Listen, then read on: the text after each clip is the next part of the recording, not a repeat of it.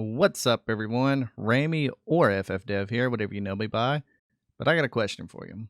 Have you ever wanted to create your own farming game but felt overwhelmed by complex engines and huge code bases? Well, no worries. I just happen to have a course, and in this course, I'm going to show you how to build a complete 2D farming game from scratch using Raylib and C++. We'll start with the fundamentals, including setting up our project, creating a tile-based world, and building a camera system. From there, we'll add farming mechanics such as tilling soil, planting crops, crop growth, harvesting, and earning gold.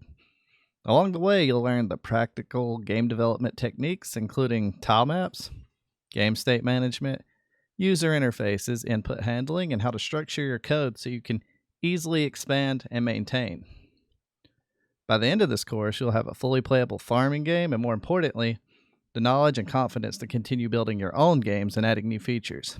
Whether you're new to game development or looking to learn Raylib through a real-world project, this course is designed to be beginner-friendly while still teaching solid development practices.